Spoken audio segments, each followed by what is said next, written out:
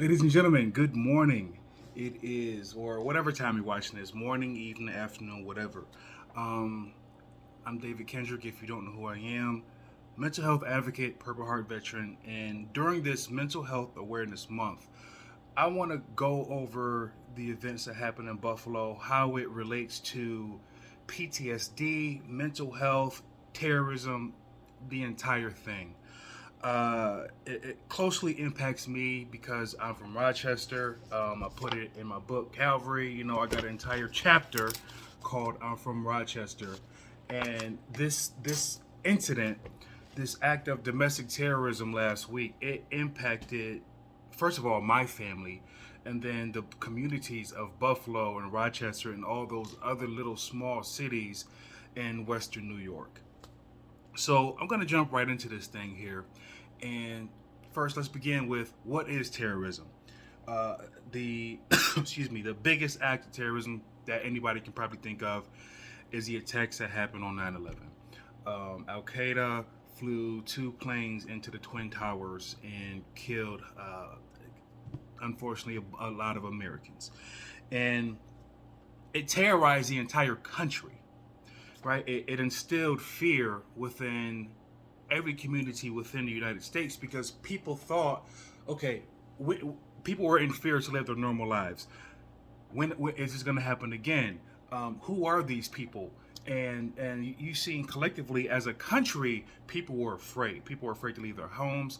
People in New York City, they didn't know exactly what to expect. They didn't know, if they were going to be safe moving forward. So this act of terrorism in 2001, it had the desired impact to instill fear and terror into a community. Now let's talk about domestic terrorism. Unfortunately, this isn't the first time that we've seen something like this happen within the African American community. I don't know what the guy's name is. I think it was in South Carolina. He went into a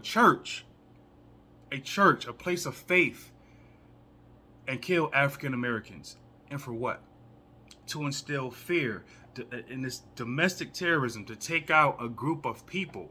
Not only was it a hate crime, but it was domestic terrorism, and it impacted that community. And I believe it was South Carolina. Forgive me if I'm wrong, but it had the intended effect. And the people in that community, they were afraid to live their normal lives. Okay, and people who survived that attack, I mean, can you only imagine what their mental health was like, what they went through? Now let's talk about the events in Buffalo. It just happened last week. A guy went into Tops and decided he wanted to kill African Americans. Had a whole manifesto about it and everything. Let's talk about the impact that it has on the community. I know that community well. I mean, I'm from Rochester, an hour away from Buffalo. He wanted to hurt African Americans, and he had a whole manifesto, a plan to do so. Uh, unsuspecting people who were living their normal lives, he instilled fear into this community. And watching all the reports from the news and things like that, people are afraid to come out of their homes now. Um, I had a talk with my 18-year-old little sister in Rochester who was afraid to come out of the house and go to work because they're copycats now. In Western New York and where I'm from in Rochester, people were calling in false reports saying that where this next shooting was gonna happen, targeting African Americans, unsuspecting people who live in their normal lives within the community. And this is what domestic terrorism does. This is what it has it the desired impact is being played out within the community, right? And then you have these copycats in Rochester that I'm seeing on the news and seeing tweets about, and my sister is telling me, there's tweets out that these people are planning to do this, and this is when it impacts people's PT. This is when PTSD and people's mental health becomes impacted because you can have secondhand PTSD from an incident that you weren't directly impacted by. However, it's like within it, it impacted somebody that you know, and it was somebody in a community close to you. So you don't have to be there within the vicinity of that incident for this PTSD to have an impact on you. Okay, this, and if you don't know what PTSD stands for, it's post-traumatic stress syndrome. And what's so sad about this domestic terrorism, I dealt with, I'm a veteran. Okay, no civilian should have to deal with the same type of PTSD or see the things that I saw in war, defending these colors. That's what's happening right now within Buffalo, Rochester. I don't know if it reached all the way down to Syracuse, but Amherst and all these little small communities within Rochester, New York, African Americans are having secondhand PTSD because their communities are being terrorized. Let's talk about, when does PTSD start? As soon as the event is over with. People in that community will never be the same. And what are the symptoms of it? Not the entire Tops is, I believe, within Western New York. I know Wegmans is, I think, is as far down as Virginia. A lot more people know about Wegmans than they do Tops, but it's a grocery store chain that people go to. I've been to Tops many a times as a kid. And it starts immediately after the event because people in those communities, they're still going to need to buy their groceries. And now every time they see that store, they're going to be reminded of that incident. They're going to start having flashbacks of that incident. And they're going to be triggered every time they see a Tops Friendly Market grocery store. Once again, symptoms of PTSD that no average civilian should have. Why is it stressing? Because just like 9/11, people are going to be in fear of it happening again. And recently, within the week, there are people posting from these anonymous accounts on Twitter, posting tweets talking about they're going to do that same style, that same type of attack in African American communities. So now people are afraid to leave their homes, they're afraid to live their normal lives, and that terrorism is having the desired impact. And that's where the stress comes from, because now people are afraid of, is this going to happen to me? Is it going to happen again? Am I safe? When is it going to be okay to come outside? Let's talk about how other people are impacted. I live in Atlanta.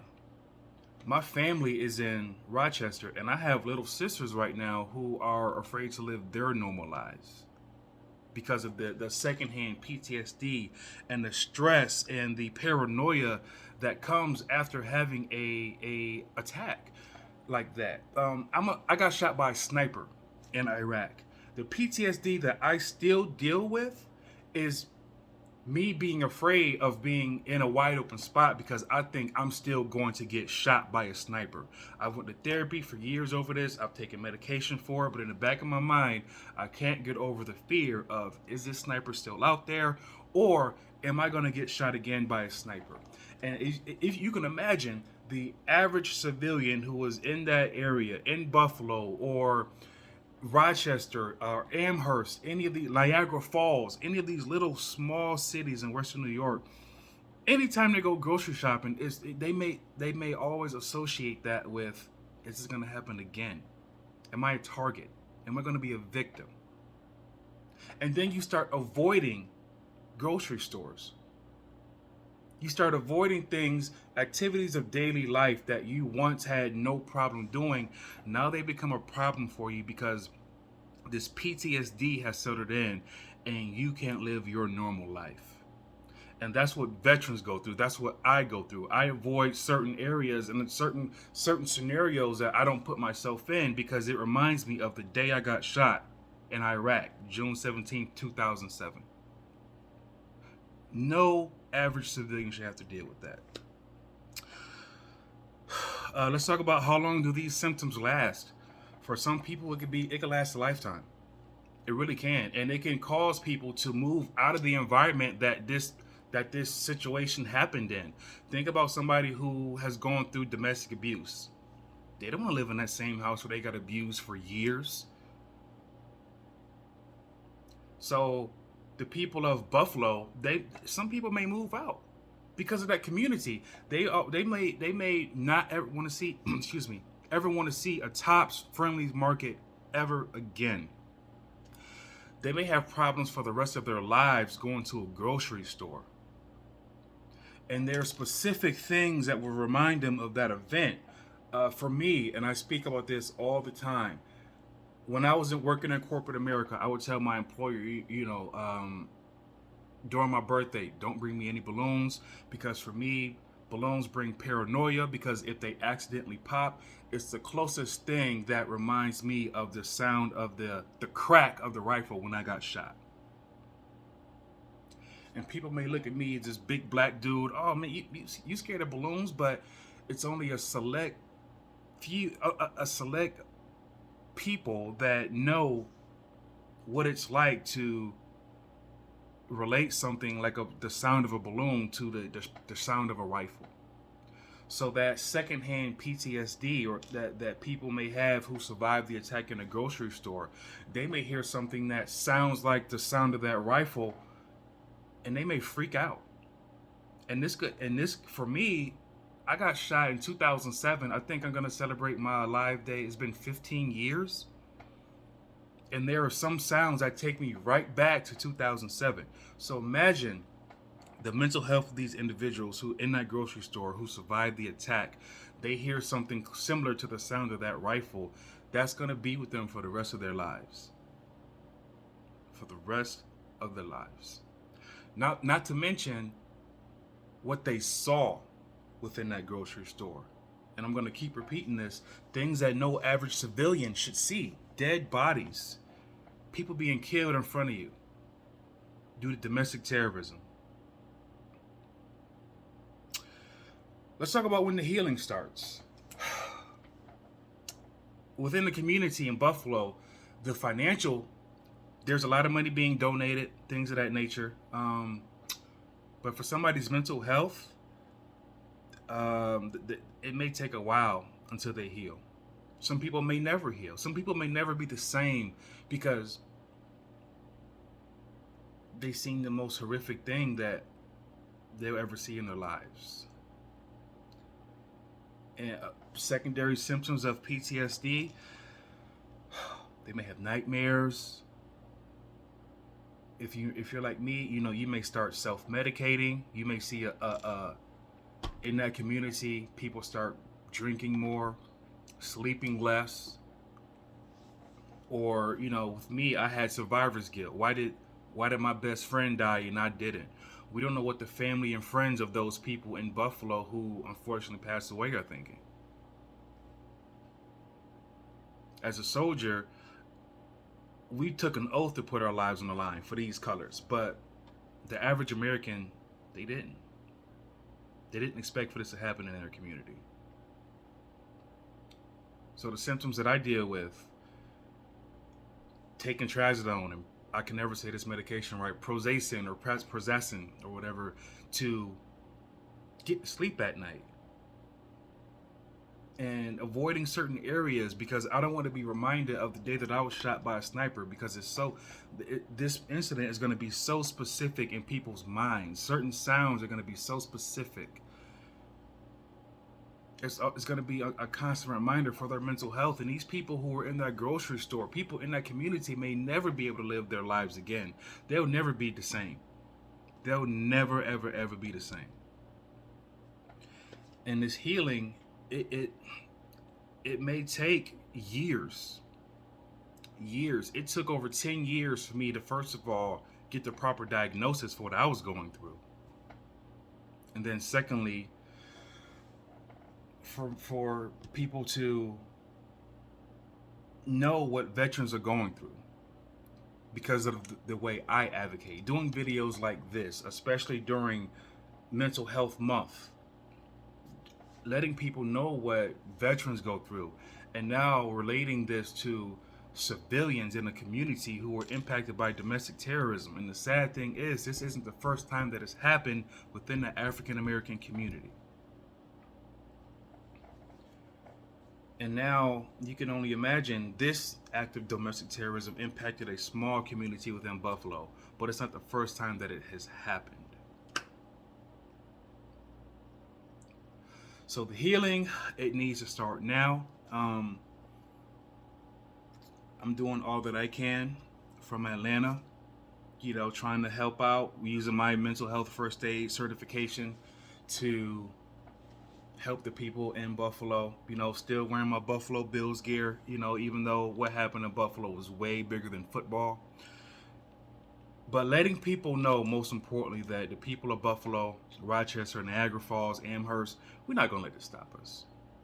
And that's what you do in the face of terrorism. As Americans, we go out, we live our normal lives, and we don't let anything stop us from being Americans, man.